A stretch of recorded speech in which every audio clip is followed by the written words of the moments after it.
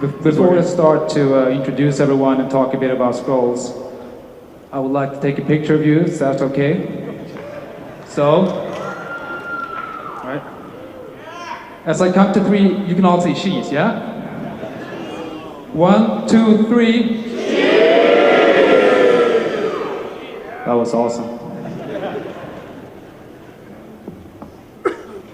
Yeah, so we're going to talk a bit about Scrolls, which is a Mojang game that we have been working on for a while. Before I start talking about it, I think we should pass the mic and let everyone introduce ourselves. I should say before we start that one of our graphical artists, Junk Boy, is not here.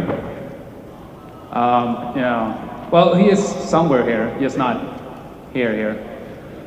So my name is Jakob Porscher, and I'm the lead designer for Scrolls, and also one of the developers. I developed the client. Hi everybody, I'm Daniel Frisk. I'm a back-end developer and I do the game logic and rules for Scrolls. I think this works. Yeah, my own mic is good. My name is Mattis. Just Swedish names are complicated. I make animations and characters for Scrolls. Character animation and effect animation. Hi, my name is Henrik Pettersson. I do mostly illustrations, but also animations for Scrolls.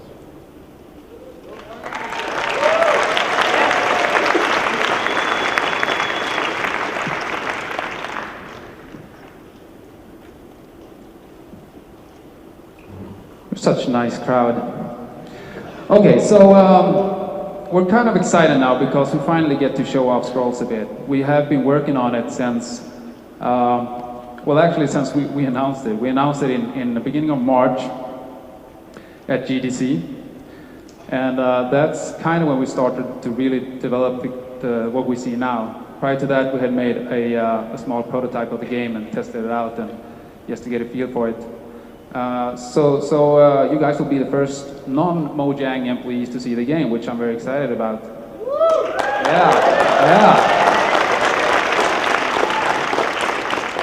Now the game is intended to be a multiplayer, kind of a competitive multiplayer, turn-based collectible card game type game. But for MineCon, we figured we'd do a single-player version, so it'll be easier to try out. So we threw together an AI.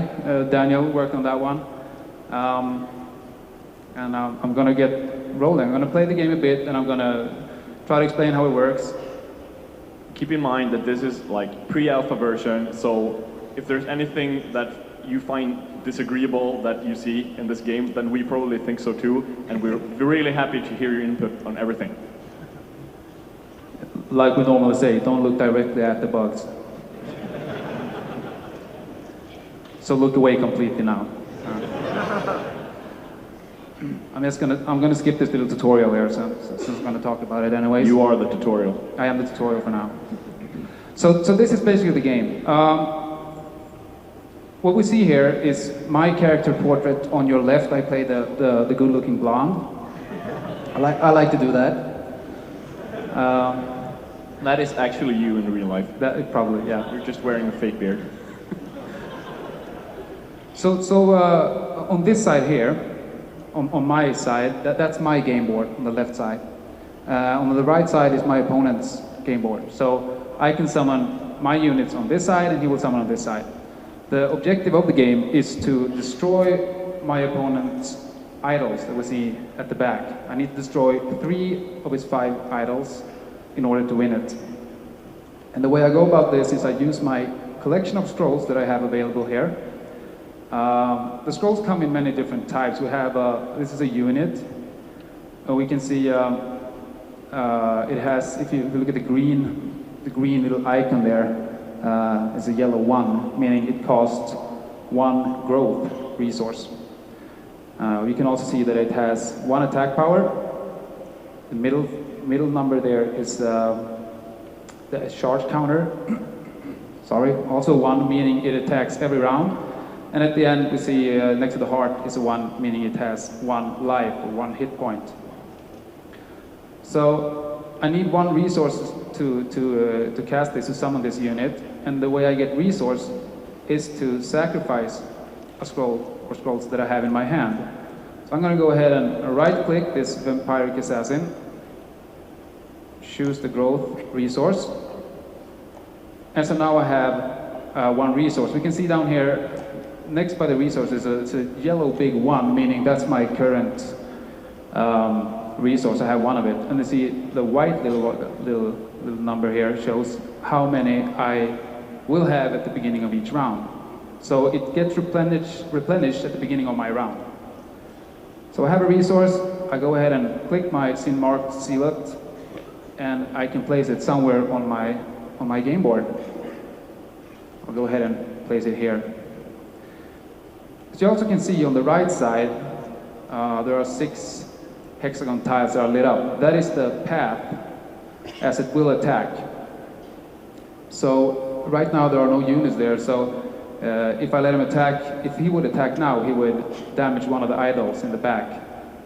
If my opponent has summoned a unit in that path, my unit will be blocked, and he will deal damage to my opponent's blocker.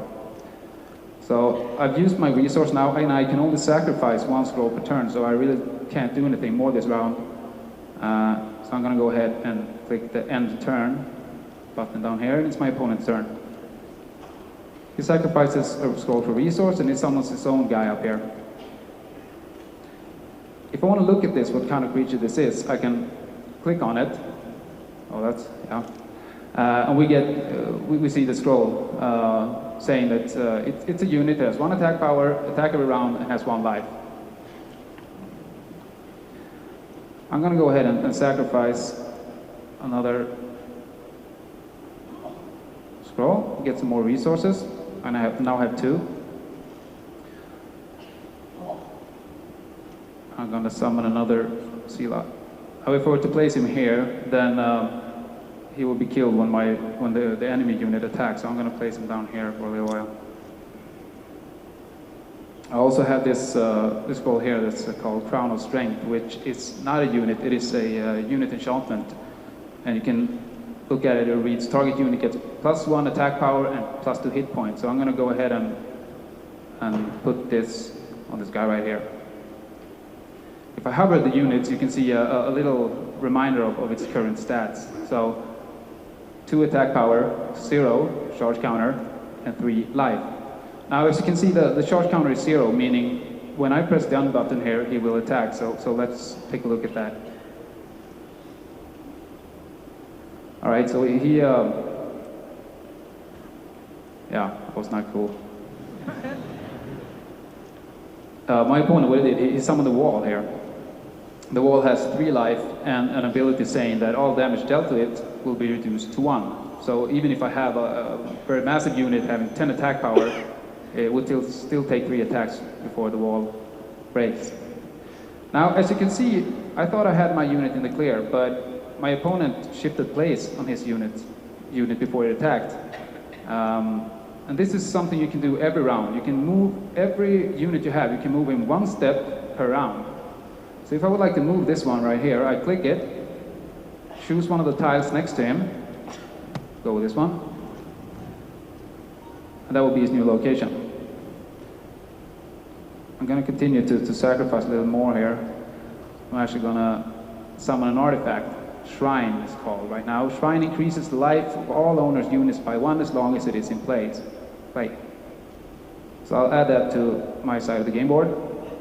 It has 4 life, no attack power as it doesn't attack, and no charge counter as it doesn't attack. By then I'm done, and I'm gonna, oh yeah, and turn.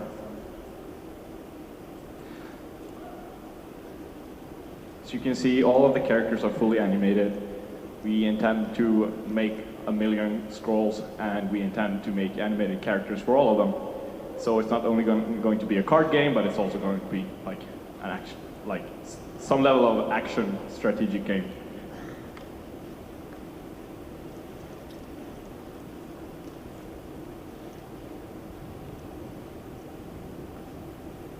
gonna summon a wall on my own. This is a wall with 5 life, and it heals 1 at the beginning of my turn. It has 6 life now as I have this artifact in play, of course. So this is basically, I mean, this is a strategic game, and as any collectible card games, I don't know if you played them. Oh, my opponent cast a spell there. Oh yeah, don't look directly at the bugs. As any collectible card games, half of the part that's fun is not only to actually play, but to build your decks that you bring to battle. We don't have that part ready, but we are working on it. And the idea, of course, is that when we do release the game, it will come with an ability, or the possibility to design your own decks and what scrolls you would like to have in them, and whether you should use just one type of resource or multiple resources. Because I mean, any time I could simply sacrifice a scroll to get this type of resource now, which is kind of stupid because I don't have any use for it. But if I were to have, and the battle, it kind of goes on until you destroy the 3 idols. And there's a variety of different units and different abilities. Some of the unit attacks through the blockers, and we also have siege weapon. I'm going to see if I can get hold of a siege weapon just to show you kind of how that works.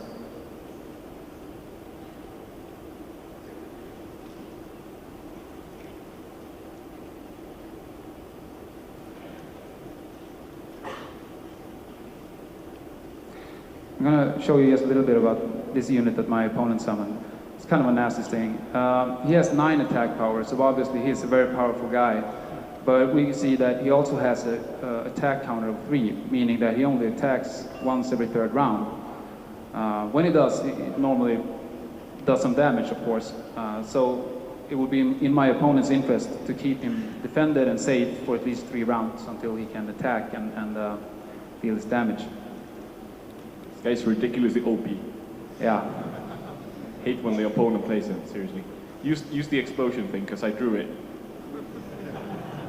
Oh, sorry. I sacrificed it. Sacrifice it. Oh, man. I'll probably get a new one Bummer.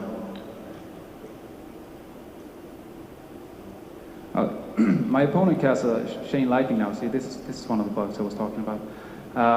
This deals direct damage to a unit, and then it just keeps on going as long as there's a unit next to it. So if he throws it on this wall right here, he will also damage this unit as well as this artifact right here. And he did, yeah.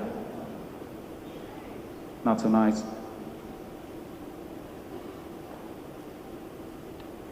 Adding the wall, see if I can stop this monster up here.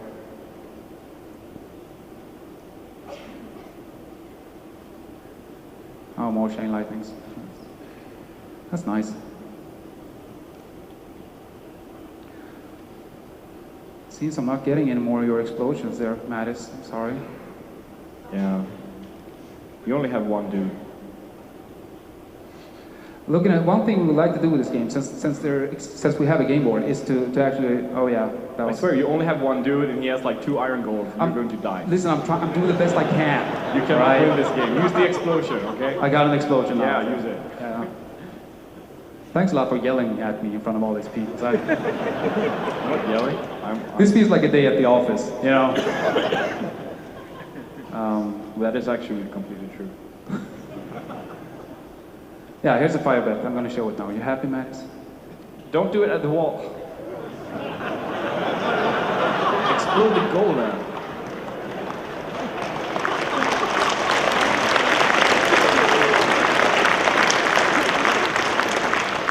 Now, I was talking about we wanted to use the game boards. Here's a perfect example of that. This is a unit that it has the ability that when the his name is Spearheader, when Spearheader attacks, all surrounding units also attacks. So this is kind of a way where we're actually using the distance between units in a good way. We also saw it when I casted the AoE damage effect that I just threw up here, apparently in the wrong place. So I think that's a major part we would like to bring to this game and kind of build on the already existing collectible card game genre by adding kind of a new layer of strategy to the game. And I mentioned before, I didn't get one now, but the siege weapon. What that does is, as you can see, he has piled up some walls here. And if I were to put a unit and start attacking that, it would take a long time for my units to actually get through and do some damage. So he can hide his more important units behind those walls. Now, what a siege weapon does is that it throws a projectile and it lands on a specific area. So I could place a siege weapon that the projectile goes over the walls and lands in the back on these units. So try to use that carefully and take out his more important pieces. And I think we're soon going to start some Q&A. I think if you think this looks interesting, we have 10 computers up there with the scroll stem on them. Go up and play some and bring Matthias. You'll have a lot of fun. And I'm gonna talk about a few things about this game. This is obviously the battle mode, the kind of battle part of the game. And that's the thing we've been working on the most for the last period of time. But it will be more to this game. It will be a possibility to trade scrolls with other players, or put them on an auction house and sell them for in-game currency, which you then can use to buy new scrolls. I mentioned we had, it's going to be focused a lot on multiplayer, and we're looking at a lot of different tournament templates for this, everything from ranked leagues and ranked matches to kind of draft tournaments, and hopefully we would like to see some really large tournaments as well. So who knows, in a couple of years maybe we can have like a world championship of scrolls. The plan is to, the first release will be on PC and Mac, but we would really like to cover some other platforms, and one that we are aiming for is smartphones and the pads. And to have that as a cross-platform experience, so you can see it on your iPad, playing against me who's playing on a MacBook or a PC. I'm also going to just quickly talk about the release plan, because we've been getting a lot of questions about that. When is the game coming out, and how will we develop it? And the thing we would like to do is have a closed alpha, and to just get the community's input, see what they like, what they don't like, help us balance out the content of this game, and then move on to an open beta where you can buy the game at a reduced price, kind of like the same model we had with Minecraft. And to continuously develop the game. We want to add like single player campaign modes. We'd like to add new content to the game continuously. So that is kind of the release plan. As far as the release date, we haven't set anything specific. We're looking at hopefully the first part of next year sometime. So it can anything from a few months to 6 months from now maybe. Yeah, I think that's all I have on the release plan. So we have the mic set up. If anyone has any questions, we would like to try and answer them. So, is there gonna be like, if you kill another, person's like enemy, like your enemy, one of their units, will you gain like a resource at one point, or will you just like not get anything from, or experience or anything to level? If I heard it correctly, will I get resources if I kill the other units? Yeah. Yeah. No, the only way to get resources in this game is to sacrifice your scrolls. So it's kind of a balance there, that you don't. If you're having two different resources, or you have scrolls in your deck that require two different resources, that would require a lot of sacrificing in order to get all the resources. So that's kind of the resource management and the balance that you have to take into account as you play the game. So the only way is to sacrifice your own scrolls. Oh, okay. Excuse me. That sounds like quite a good idea for an ability for one character. So we might steal that. Yeah. Come up with more good ideas for our game. Really appreciate it. Is there going to be more character customization or are there going to be more characters than just 2? Oh yeah. These are something that we made for this demo. There will definitely be more character customization in some way or shape or form. So yeah. Quite possibly you'll just be able to choose your own avatar, and then you'll just build your deck with whatever scrolls you like. So, like, the customization is going to be half of the game. So yes. With as much scrolls as you guys are planning on to introduce, how many are you actually thinking about maybe taking from the community when they design their own scrolls? How open are you guys to accepting ours? Feedback from the community is always extremely important. And I think it would be very stupid from us not to look at stuff that the community likes. Obviously, it has to be balanced so it fits into the game. But I'm sure when we get to that point, I'm sure we're definitely going to look at people, their suggestions. Absolutely.